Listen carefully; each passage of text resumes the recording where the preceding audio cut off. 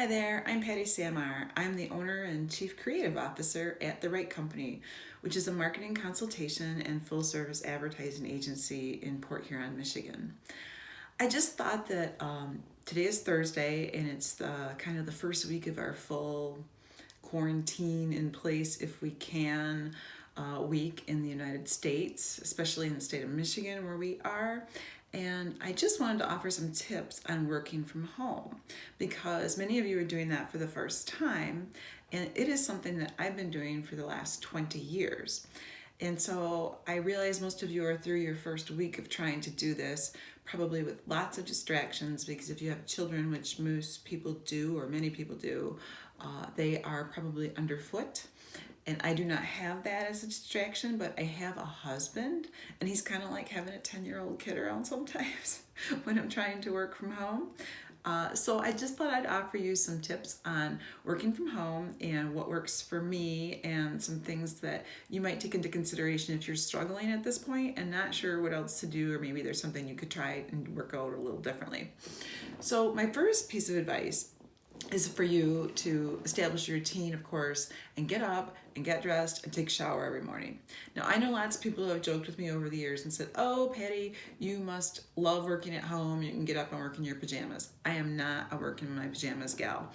I have never been that gal, and I have always felt it was really important for me in order to create some discipline to get up, get dressed. Even if I dressed casually like I am today, this is my typical work attire, a sweater and jeans when I'm just working at home.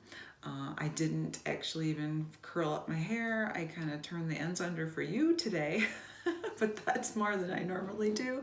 Often my hair is in a ponytail, unless I have a meeting and I have to go out, which we're not doing right now.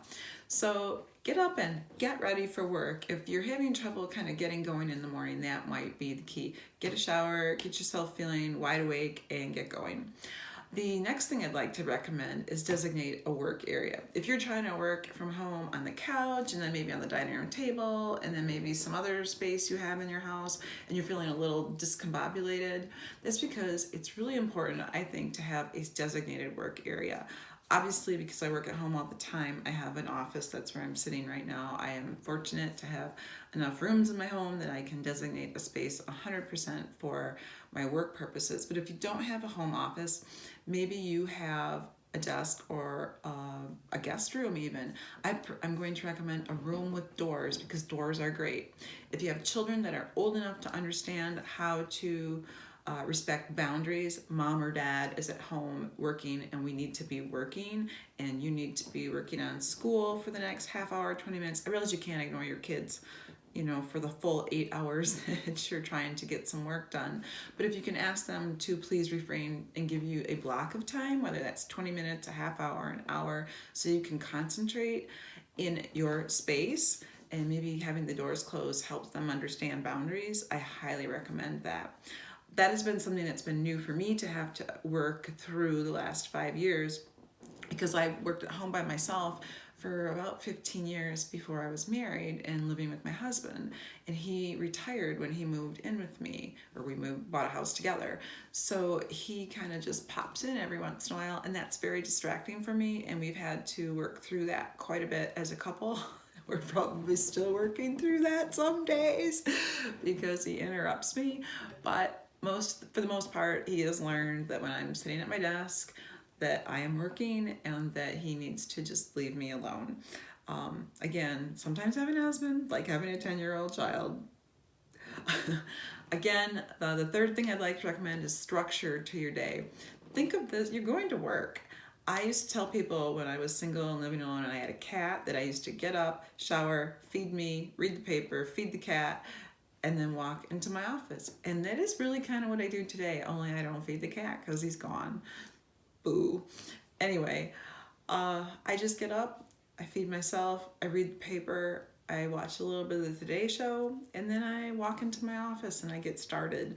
And I try to kind of quarantine myself here all the time and kind of pretend like there's a little ball and chain on my ankles so that I am kind of stuck here. But it's discipline. It's meaning that I'm not wandering around the house all day long. All that said, you do need to take breaks, and I do. I do get up from my desk. I try not to get up too much before noon, unless, of course, there's bathroom breaks and everything like you'd have at work. You need another cup of coffee. You need to get something, something to drink.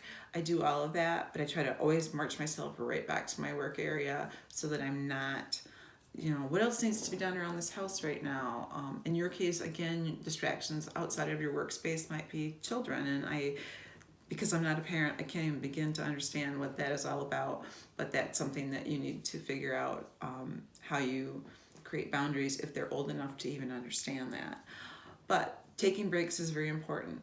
I actually probably worked at home full time for about 10 years before I allowed myself to go down in the basement and start a load of laundry during the middle of the workday. But I do that occasionally now because sometimes I realize that it is a good mental break for me.